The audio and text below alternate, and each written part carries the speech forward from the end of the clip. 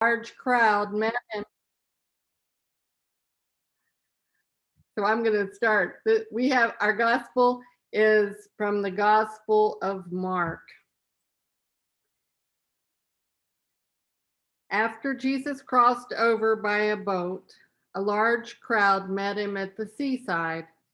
One of the meeting place meters named Jairus came. When he saw Jesus, he fell to his knees beside himself and he begged, "My dear daughter is at death's door. Come and lay hands on her so she will get well and live." Jesus went with him, the whole crowd tagging along, pushing and jostling him.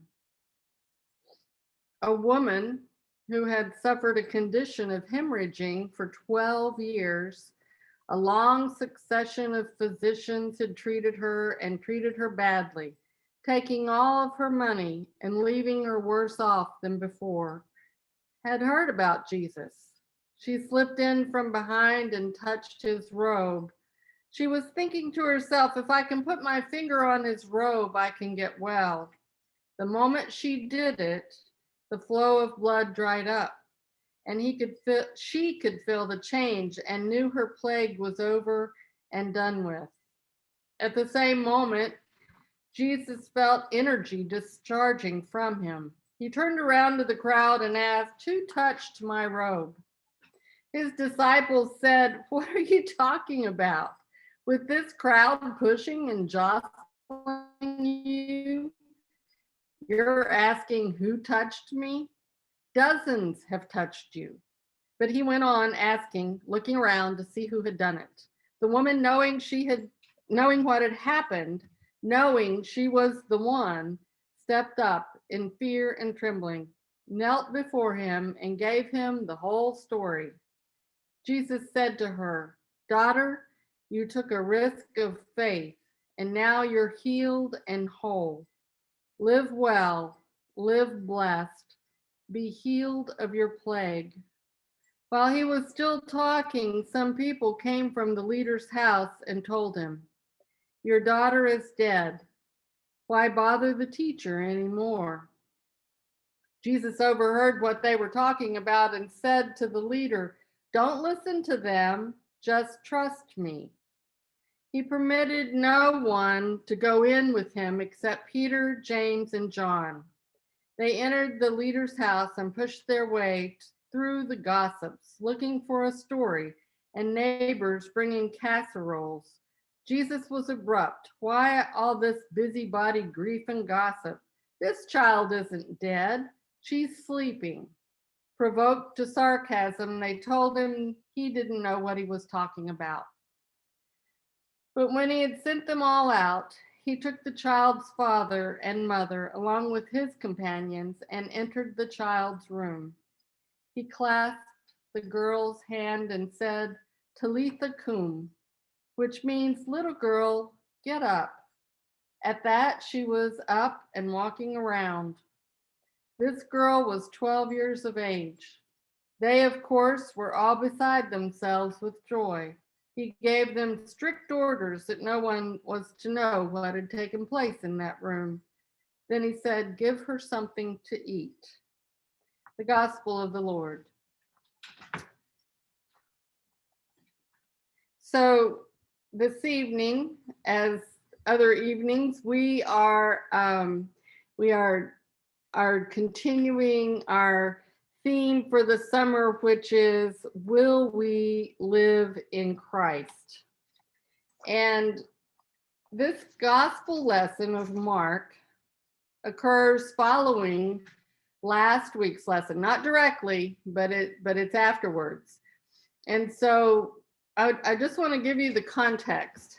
Last week we talked about these scriptures for Mark are written for a community that has been very oppressed and is having a very hard time of life because of a crazy emperor named Nero. We also talked about that Jesus had gone across the lake, which they call the Sea of Galilee, and they had come upon a big storm, and they were terrified because of that. And they were going, and Jesus calmed the storm and then questioned their faith. You know, where's your faith? They were heading to the other side of the lake. That was the direction they were going in. And the other side of the lake was Gentile territory. So it was unknown, uncertain. So there were a lot of ramifications in last week's lesson regarding faith. This week's lesson, they have returned from across the lake. They have come back to the Jewish side of the lake. And actually, this is the area where Jesus first spoke in the synagogue. The first spoke, and they got really angry at him because they thought he was blaspheming, and they ran him off. They ran him off. You may remember that story. And so when he arrives in this lesson on the shore, there's a leader of that synagogue. He's a leader named Jairus. And Jairus's daughter is very ill. And I guess because he had been observing Jesus and his ministry and what he had been doing in terms of healing, he probably was at his wit's end and thought maybe he can heal my daughter. And so in spite of being part of the group that probably ran Jesus off and part of the group that were very skeptical of Jesus and Jesus' ministry, he went to Jesus and knelt and asked him, would you please see if you can do anything for my daughter? And of course, Jesus does. Jesus says, sure, I'll go with you. And then the whole crowd that had gathered to receive him as he came back on shore on the Jewish side, they went with him. And so there was this big entourage in process to Jairus's house. Now, in this particular gospel, there is another story set right down in the middle of the story of Jairus and his daughter. And this story is about a lady who had suffered quite a bit for a long time. Not only had she suffered this disease that made her hemorrhage, and so probably she was anemic, probably she didn't feel good, but in that day and age, any kind of discharge of blood was known as unclean, and people didn't want to be around people who were like that. People didn't want to touch people who were like that because the Jewish people had all these traditions of all these bathing rituals that had to happen if they touched someone that was unclean. And so probably she shouldn't have even been out in that crowd. Probably the society in which she was in would have preferred her to be kind of away from everybody, not in the midst of this entourage. But she was there. She was there because she had been for 12 years trying to figure out a way to be healed, because her life, not just that she had a disease, but she had a disease that kept her from other people. She was probably lonely on top of suffering. She had spent all of her money on trying to be healed and nothing had helped. Matter of fact, it had made things worse. So she was kind of desperate, just as Jairus was. And she thought to herself, if I just touch his clothing, maybe it will work. Maybe it will work. And lo and behold, it does. It does. So when Jesus notices that she has done this, even in the midst of the crowd,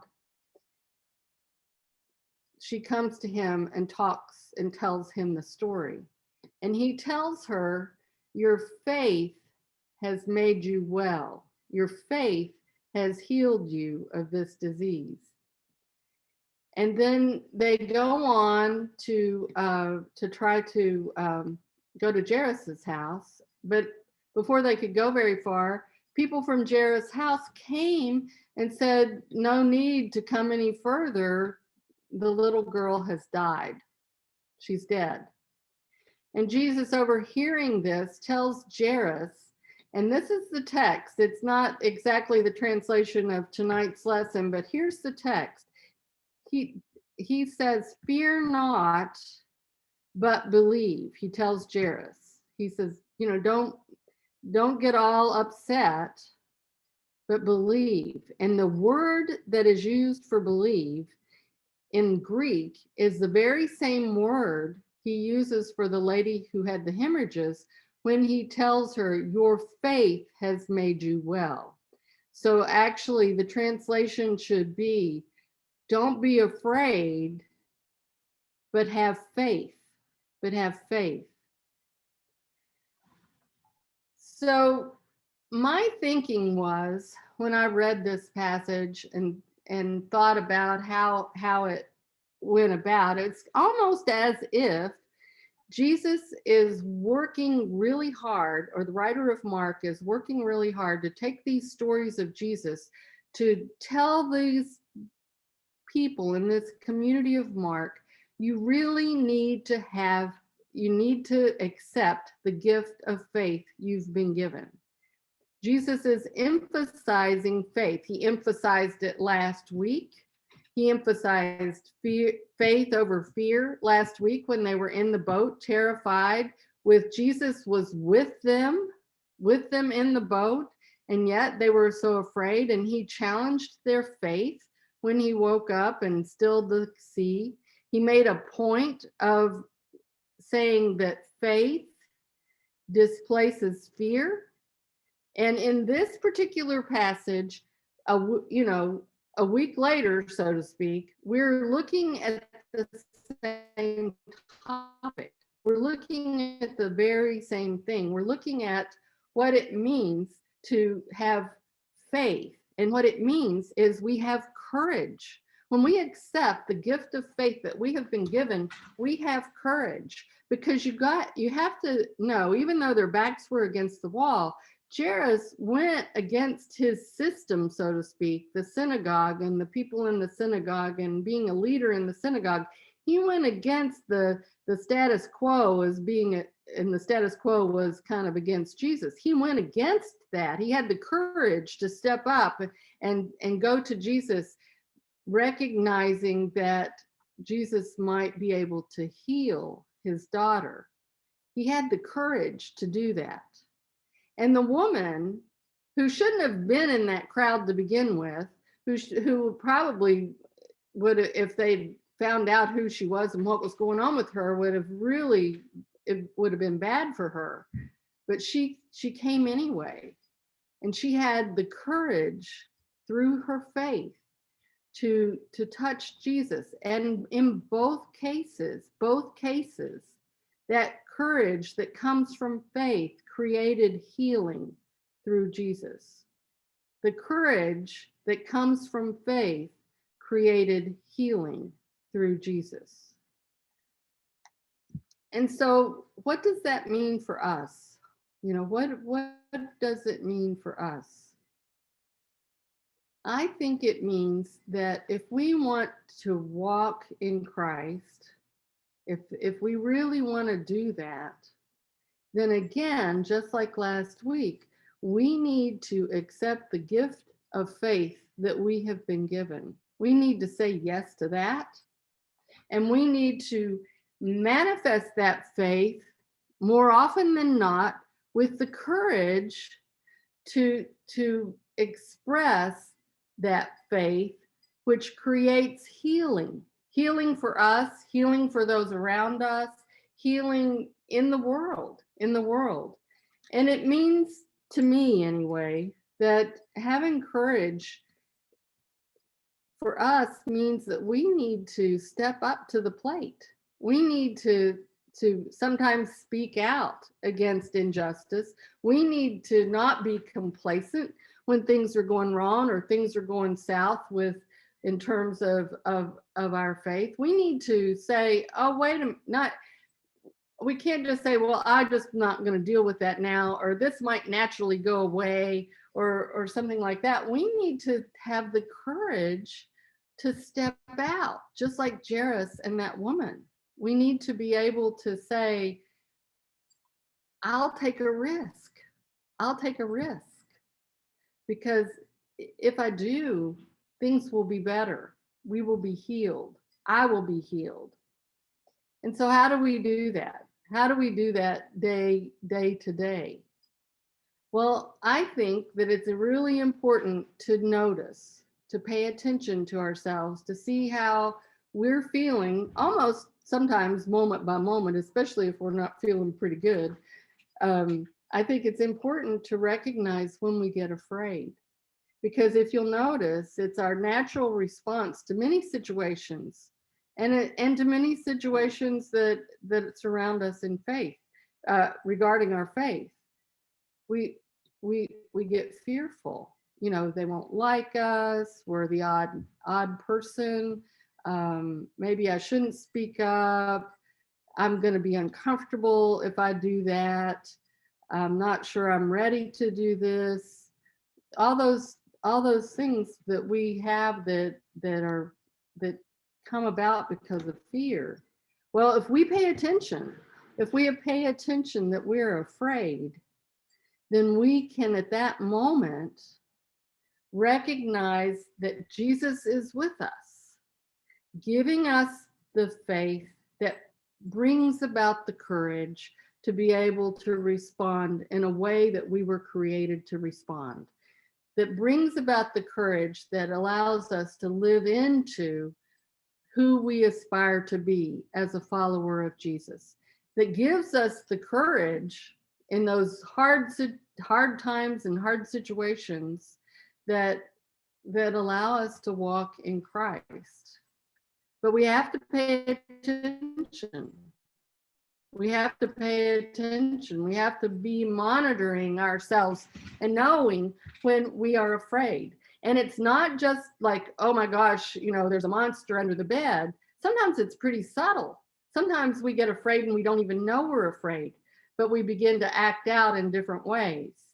And so if we pay attention to that, if we know, okay, when I do this or I do that, that probably is an indication that I am not comfortable, or that I'm afraid, or that I don't want to take this risk, then if we can pay attention and notice that, then we name it, and then allow Jesus to come in and give us that courage through the faith that we've been given, because we always have courage through faith.